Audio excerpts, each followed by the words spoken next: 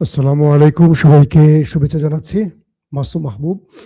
আস্তে আস্তে আমার গলা আরো বসে যাচ্ছে, টের পাচ্ছেন হয়তো আপনারা, গলা পুরোপুরি বসে যাচ্ছে। শরীর খারাপ, আমি আপনাদেরকে আগে লাইভে বলেছি, জ্বর এবং ঠান্ডা সবকিছু মিলে চেপে ধরেছে, তাই গলার স্বর বসে যাচ্ছে, আস্তে আস্তে নিচের দিকে যাচ্ছে। আমি অনেকের কমেন্ট দেখছি। আমার এক ভাই শামীম আহমেদ কমেন্ট করেছেন যে আমি তার কমেন্ট পড়ি না, আমি ফেসবুকের কমেন্ট বেশি পড়ি, ইউটিউবের কমেন্ট কম পড়ি। শামীম ভাই, আপনি হয়তো দেখতে পাচ্ছেন না, আমি আপনাকে এই যে আপনি আপনার নামটা বললাম আজকে। বিষয়টা হলো যে আমি আমার এখানে যে কমেন্টগুলো যখন বলা শুরু করি, যে নামগুলো ট্রল হয়, ধরো আপনারা অনেকে কমেন্ট করেন না, তো যে নামগুলো তাৎক্ষণিক আমার সামনে ট্রল হয়, আমি সেখান থেকে হয়তো কিছু নাম বলার চেষ্টা করি, কারণ আপনারা হাজার হাজার কমেন্ট করছেন, সবগুলো আমার স্ক্রিনে ট্রল হয় না।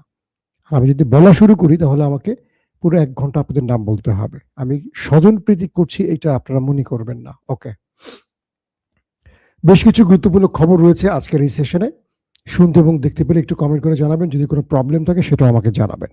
প্রথম যে খবরটি দিয়ে শুরু করতে চাই, আমেরিকা কি ন্যাটো থেকে বেরিয়ে যাচ্ছে? ডোনাল্ড ট্রাম্প এমন হুমকি কিন্তু দিয়ে বসেছে, কারণ ডোনাল্ড ট্রাম্পকে পুরো ইউরোপ ইরানের বিরুদ্ধে যুদ্ধে কোনো সহযোগিতা করেনি। একটি ভরসার জায়গা ছিল ব্রিটেন। ব্রিটেনও জানিয়ে দিয়েছে তারা আমেরিকার এই যুদ্ধে কোনো প্রকার সাহায্য করতে পারছে না, বা আমেরিকাকে তাদের ঘাঁটি তো দূরের কথা, তারা ইরানের বিরুদ্ধে আমেরিকার হয়ে কোনো ক্ষেত্রে আমেরিকাকে সাহায্য করতে পারবে না। আমেরিকার ট্রাম্পের মাথায় হাত পড়ে গেছে। পাশাপাশি স্পেন, তারা আমেরিকার সেনাঘাঁটি বন্ধ করে দিয়েছে। আপনারা জানেন যে ইউরোপের মোটামুটি যারা ন্যাটোভুক্ত দেশ, সেখানে সব জায়গায় আমেরিকার ঘাঁটি আছে। এক একটা দেশে কয়েক ডজন করে ঘাঁটি আছে। প্রায় 80টি দেশে 800-র মতো ঘাঁটি আছে, এরকম তথ্য আছে। তো স্পেন স্পষ্ট মার্কিন যুক্তরাষ্ট্রের ঘাঁটি স্পেনে যেটা আছে সেটা বন্ধ করে দিয়েছে, বলে দিয়েছে সরাসরি যে আমার দেশ থেকে তুমি ইরানে কোনো আক্রমণ করতে পারবা না, আমার স্থল কিংবা আমার আকাশ ব্যবহার তো করতে পারবা না, এবং যে ঘাঁটিটি আছে সেটাকে বন্ধ করে দিয়েছে, যাতে কোনো প্রকার স্পেন থেকে ইরানে আক্রমণ না করতে পারে। একটা দুর্দান্ত খবর পেয়েছেন আপনারা, আশা করি। 2 নম্বর যে বিষয়টি হয়েছে সেটি হলো ফ্রান্স, ইতালি এবং সুইজারল্যান্ড, পোল্যান্ড, তারা প্রত্যেকেই আমেরিকাকে বলে দিয়েছে এই দেশগুলোর ঘাঁটি থেকে ইরানে আক্রমণ করা যাবে না, এবং এই দেশগুলোর ভূমি কিংবা আকাশ আমেরিকা ব্যবহার করতে পারবে না। ধরেন আমেরিকা থেকে উড়ে আসবে বিমানে অস্ত্র নিয়ে, এবং এই দেশগুলো ব্যবহার করে তারা ইসরায়েলে নামবে বা মধ্যপ্রাচ্যে নামবে, এই সুযোগটিও আমেরিকা তাদের দেবে না। ইতিমধ্যে মার্কিন কয়েকটা বিমানও আটকে দেয়া হয়েছে, যেগুলো অস্ত্র বোঝাই করে ইসরায়েলে যাবার পথে ছিল, আটকে দেওয়া হয়েছে, তাদের কোনো ঘাঁটি ব্যবহার করতে দেয়নি। পরবর্তী আরবের কোনো মুসলিম দেশ তাদের ঘাঁটি ব্যবহার করতে দিয়েছে। বুঝতে পারছেন মুসলমানদের মধ্যে কি সমস্যা হচ্ছে এবার। পোল্যান্ড, তারাও জানিয়ে দিয়েছে যে তারা আমেরিকাকে কোনো ঘাঁটি ব্যবহার করতে দেবে না, কারণ এই দেশগুলোর প্রধান একটি ভয়, ইরান সেই ভয়টাতেই খেলে দিয়েছে। ইতিমধ্যে পৃথিবীর বহু দেশ লকডাউনে চলে যাচ্ছে, ইউরোপ তেল গ্যাসের সংকটে পড়ে গেছে, আর ইরান এই যুদ্ধে অস্ত্রের চেয়েও সবচেয়ে বড় যে খেলাটি খেলেছে সেটি হলো হরমুজ প্রণালী। এটি একটি নিউক্লিয়ার, ইরানের নিউক্লিয়ার লাগবে না, ইরানের আছে হরমুজ প্রণালী, এটা নিউক্লিয়ারের চেয়েও পাওয়ারফুল। একদিকে হরমুজ যদি বন্ধ করে দিয়েছে, আরেকদিকে বাবুল মান্দাব, এই দুটো বন্ধ করে দিলে এশিয়া বলি আর ইউরোপ বলি তাদের অবস্থা করুণ হয়ে যাবে। তো ইউরোপ বুঝে গেছে যে আমেরিকার সাথে এই যুদ্ধে তারা নামলে তাদের সব ক্লাবস হয়ে যাবে, তাদের ব্যবসা বাণিজ্য শিল্প কারখানা সব বন্ধ হয়ে যাবে। তারা আজকে ব্রিটেনের প্রধানমন্ত্রী বলেছেন যে তারা 25টি দেশ ইউরোপের, তারা ইরানের সাথে আলোচনা করতে চায়। বুঝতে পারছেন বিষয়টা? ইউরোপের 25টি দেশ বা 30টির মতো দেশ, তারা ইরানের সাথে আলোচনা করতে চায়। কি আলোচনা? যে তারা আমেরিকাকে কোনো ঘাঁটি ব্যবহার করতে যেহেতু দেয়নি, আগামী তো দেবে না, ইরান যেন তাদেরকে তেল আসা যাওয়ার ক্ষেত্রে অনুমতি দেয়। বুঝতে পারছেন খেলাটা কি? ইরানের পার্লামেন্টে পাশ হয়ে গেছে, এখন থেকে যারা হরমুজ প্রণালী ব্যবহার করবেন, এটা হলো ইরান এক পাশে অন্য পাশে ওমান, প্রায় 21 কিলোমিটার একটা সরু পথ। তো এটা যদি এখন ইরানের পার্লামেন্টে পাশ হয়ে গেছে, এখন থেকে তারা এখান থেকে টোল আদায় শুরু করে দিয়েছে। প্রায় $20 লক্ষ একটা জাহাজের দিতে হবে, এটা কম বেশি হবে। ইরানের মিত্রদের জন্য হয়তো ছাড়ও দেয়া হবে, আবার আমেরিকার বন্ধুদের জন্য এটার টোল বাড়তেও পারে। এক পাশে ওমান, এক পাশে ইরান, এতে করে ওমানেরও লাভ হবে, কারণ ইরান যখন এই টোলটা নেবে এটা ওমানও একটা ভাগ পাবে, কারণ দুজন মিলেই এই হরমুজ প্রণালী। ভালো করে খেয়াল করছেন, এই যুদ্ধে গালফ কান্ট্রিতে যে দেশটিকে সবচেয়ে কম অ্যাটাক করা হয়েছে, একেবারে ইরান আক্রমণ না করেনি বললেই বলা যায়, সেই দেশটির নাম ওমান। কেন বলেন তো? কারণ ওমান ইরানকে জানিয়ে দিয়েছে তারা আমেরিকার পক্ষে নেই, তারা যতটুকু পারে ইরানের পক্ষে আছে। এক, মধ্যস্থতার জন্য ওমান বারবারই আমেরিকার সাথে আলোচনা করেছিল ইরানের হয়ে, কারণ আমেরিকা এবং ইসরায়েলের যে আলোচনা হয়েছিল এটা কিন্তু ওমানের মাধ্যমে হয়েছিল, এবং ওমান স্পষ্ট আমেরিকার বিরুদ্ধে বক্তব্য দিয়েছে এই যুদ্ধে, যেটা আরবের বাকি দেশগুলো দেয় নাই। পরবর্তী কাতার দিয়েছে। ওমান এখানে এতটা কৌশলে খেলেছে যে সে সাপও মরেনি, সাপও মরেছে, লাঠিও ভাঙেনি। অর্থাৎ আমেরিকার মিত্র আছে, যেহেতু সেখানে ঘাঁটি আছে গালফ কান্ট্রি, কিন্তু ইরানকে চটায়নি। ইরানের সাথে তাদের সম্পর্কটা তারা ধরে রেখেছে, এবং আমেরিকাকে তারা ইরানে আক্রমণে বড় কোনো সহযোগিতা করেনি। 2 নম্বর বিষয়। 3 নম্বর যে বিষয়টি আসছে সেটি হলো, ট্রাম্প বলছেন যে আমাকে কোনো ইউরোপ এবার সাহায্য করেনি, ন্যাটো সাহায্য করেনি, তাহলে ন্যাটোকে এত টাকা দিয়ে আমি পালি কেন? তৈরি করে রেখেছি কাদের জন্য? তিনি বলছেন যে আমি বা আমেরিকা ন্যাটো থেকে বের হয়ে যেতে পারে। আসলে ন্যাটো খেপেছে কেন? ফিনল্যান্ডের কথা মনে আছে আপনাদের? আমেরিকা ইউরোপের উপর ট্যারিফের বিষয়গুলো আছে, নানান রকম। আমেরিকার প্রেসিডেন্ট ডোনাল্ড ট্রাম্প ক্ষমতায় বসে কাউকে মানুষই মনে করেন নাই, তুচ্ছ তাচ্ছিল্য। ইউরোপকে এমন ভাবে সার্চ করার কথা, ফিনল্যান্ড দখলের যে প্ল্যান করেছে, গ্রিনল্যান্ড। তো এই যে বিষয়গুলো আসছে, এবং আরো অনেক দেশের উপর তার ট্যারিফ যোগ করার যে খেলাগুলো, সে মনে করেছেন আমি যা ইচ্ছা তাই করবো, আমি বিশ্বমোড়ল, আমাকে কি কিছু করতে পারবে না।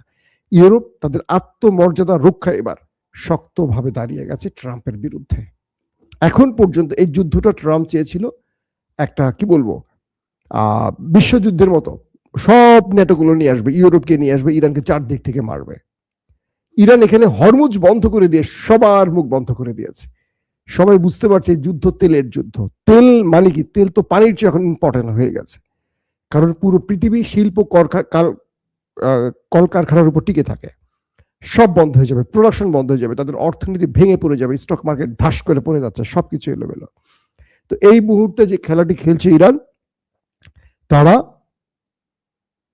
ইউরোপকে বোঝাচ্ছে, আর ইউরোপও ইরানের মেসেজ বুঝেছে। এখন ইউরোপ ইরানের সাথে আলোচনা করতে চায়, ইরানও তাদের জন্য দরজা খুলে দেবে, এবং ইরান যে টোল আদায় করবে এটা এখন চূড়ান্ত হয়ে গেছে। এখন ইরানের জন্য এই যুদ্ধ বড় অর্থনৈতিক একটা সুবিধা এনে দেবে। এখন বিলিয়ন বিলিয়ন ডলার ইরানের ঘরে ঢুকে যাবে। এটা একটা দুর্দান্ত। এটা এর আগে কিন্তু মিশরে এরকম হয়েছিল, সুয়েজ খাল। এই হিস্ট্রি হয়তো অনেকে জানেন, অনেকে জানেন না। তো মিশরের এইটাও একসময় আন্তর্জাতিক সীমান্ত বা জলরাশির আওতায় ছিল, এখানে কেউ টোল আদায় করতে পারতো না। এখানে মিশরের দ্বিতীয় রাষ্ট্রপ্রধান মেবি জামাল আবদেল নাসের, তিনি এটাকে তাদের আওতায় এনেছেন, মিশরের অন্তর্ভুক্ত করেছেন, এবং টোলের বিষয়ের মধ্যে এটা এনেছিলেন। ফ্রান্স, জার্মান এরা খেপে গিয়েছিল তাদের বিরুদ্ধে। জামাল আবদেল নাসের খুব ভালো শাসক ছিল তা না, দেশের জন্য হয়তো কিছু করেছেন, তবে ইসলাম বিরোধী ছিলেন।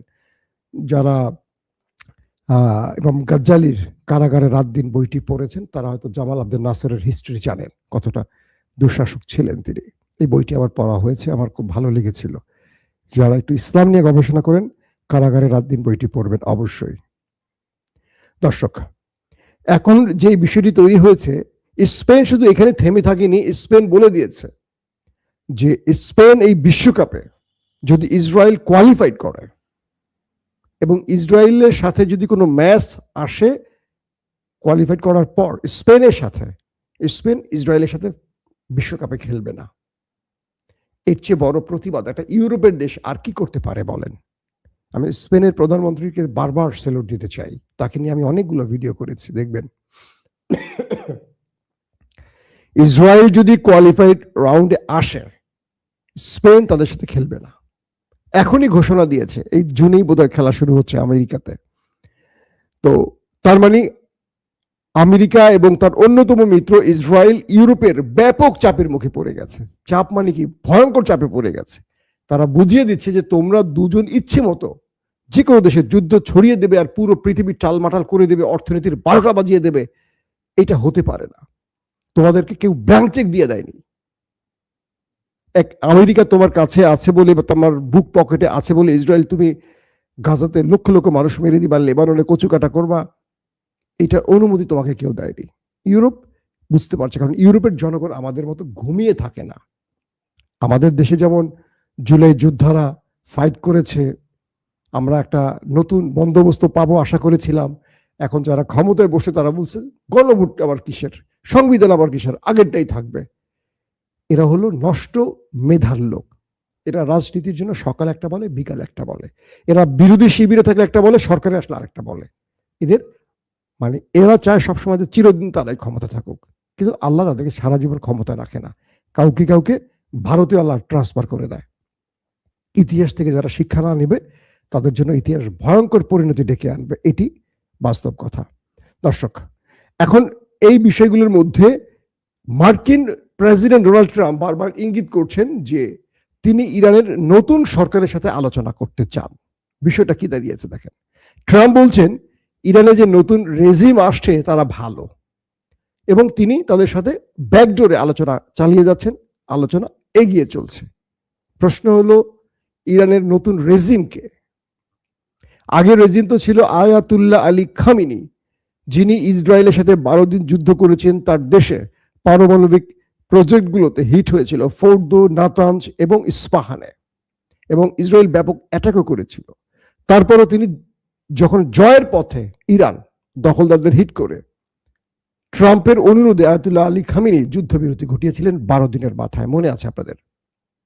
এবং সেই খামিনি সহ তার পুরো টিমকে মেরে দিয়েছে, প্রথম সারির সব।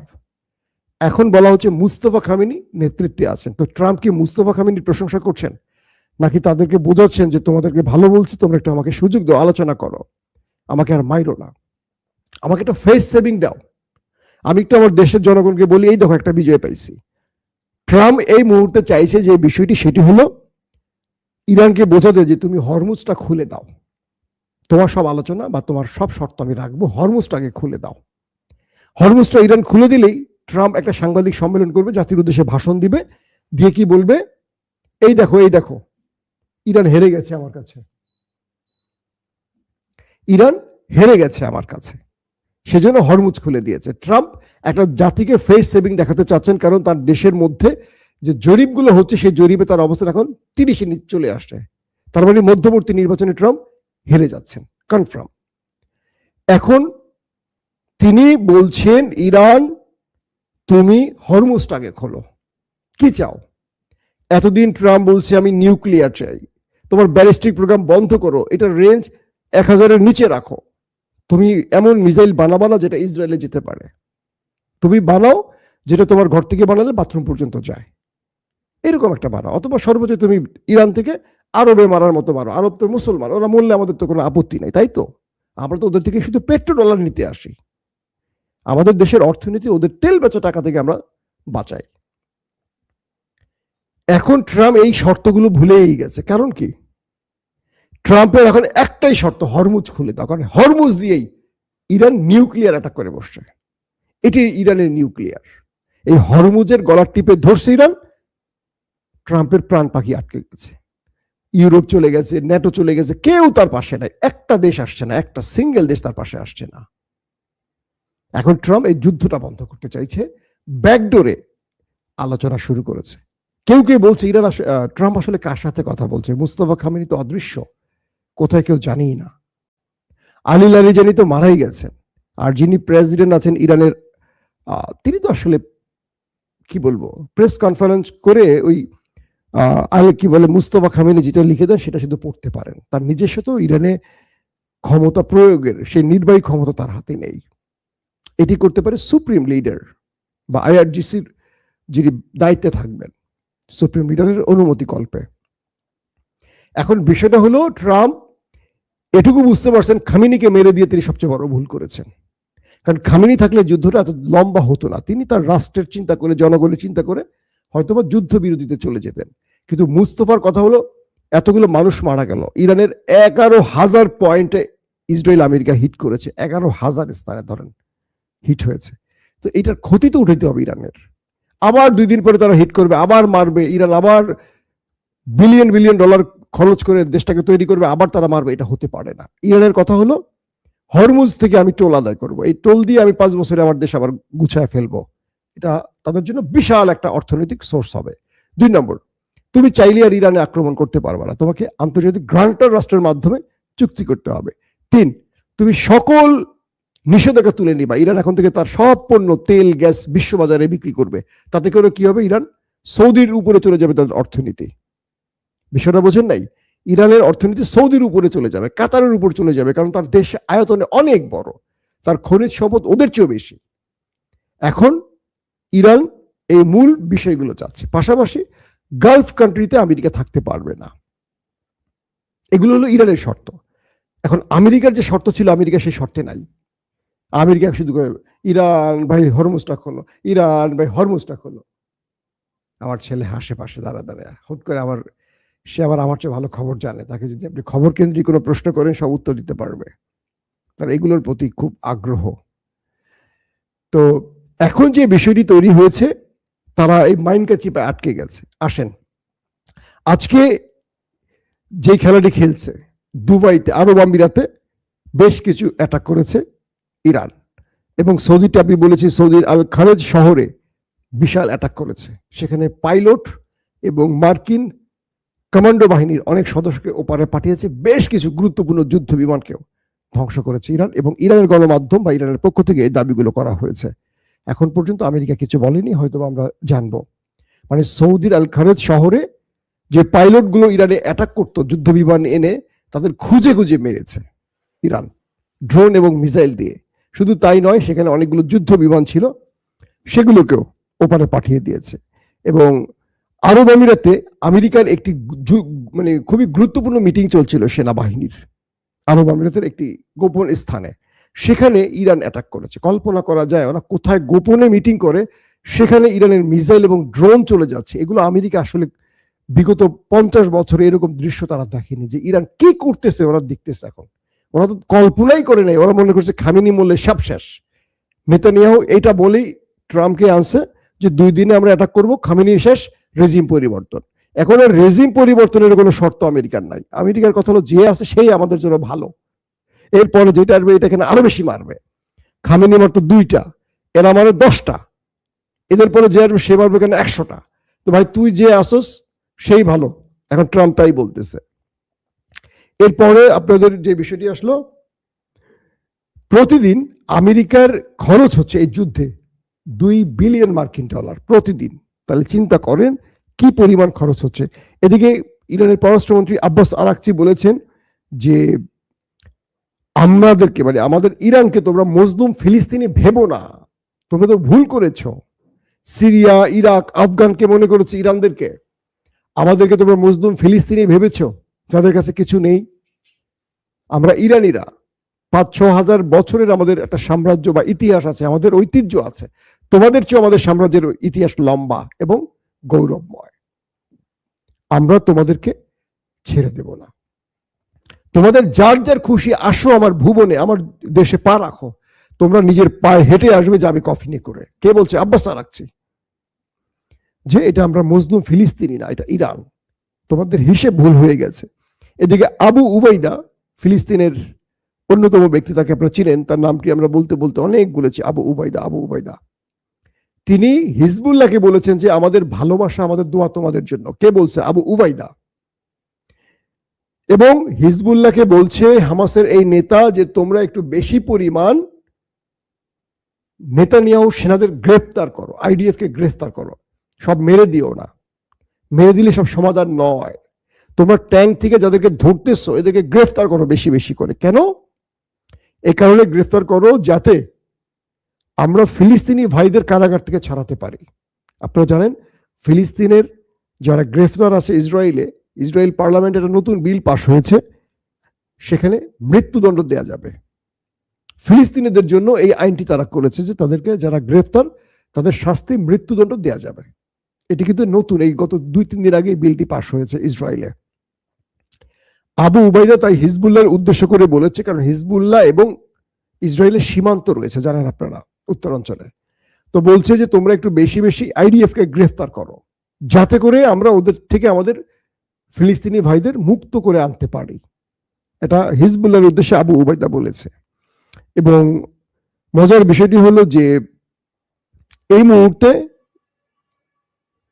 দখলদার দেশটির যে অবস্থা আমরা দেখতে পাচ্ছি, তাদের জনগণের, আজকে আমি প্রথম ভিডিওতে আপনাদের দেখিয়েছিলাম একটুখানি, তাদের অবস্থা খুবই করুণ। যারা এই সংবাদটি মিস করছে তাদেরকে আরেকবার দেখাই ফুটেজটি, যে তারা এখন দৌড়ের মধ্যে আছে কিভাবে। ওরা বলছে যে আমরা অসুস্থ হয়ে গেছি, আমাদের স্বাভাবিক জীবনযাপন আর নাই, সারাদিন সকাল নাই রাত।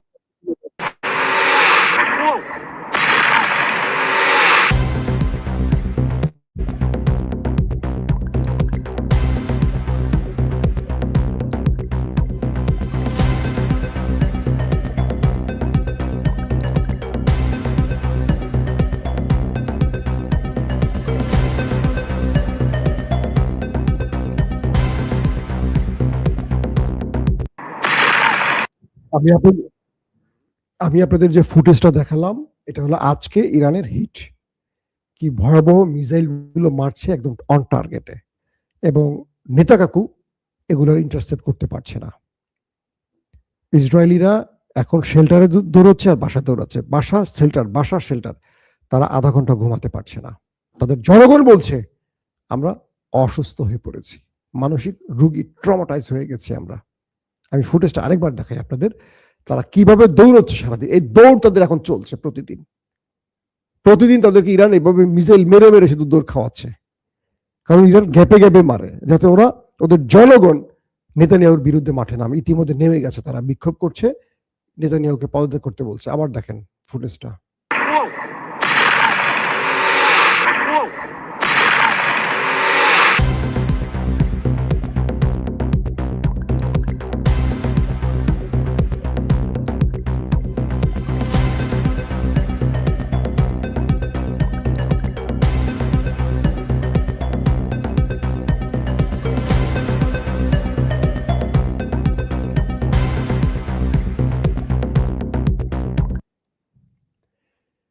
এটা হলো পৃথিবীর সবচেয়ে বড় প্রযুক্তির দেশ, যাদের আকাশ প্রতিরক্ষা গর্বের একটা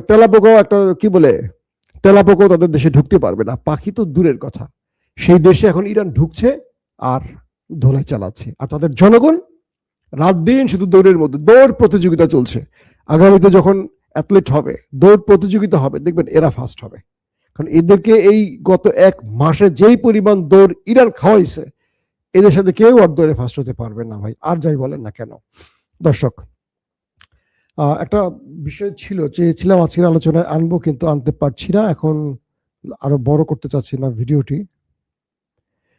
আমি আগামীকাল সকালে চেষ্টা করব এই খবরটা দেওয়ার জন্য। সেটি হলো যে এই লড়াইটা ইরানের লাভের রাস্তাগুলো খুলে দিয়েছে এবং বিশ্বাসঘাতকদের মুখে চুনকালি দিয়েছে কিভাবে, এবং আল্লাহর পরিকল্পনা কিভাবে সফল হয়েছে। একটা ব্যক্তিকে আপনারা চিনেন, ইব্রাহিম জুলফিকারি, তার ভিডিওটা একবার দেখাবো আপনাদের।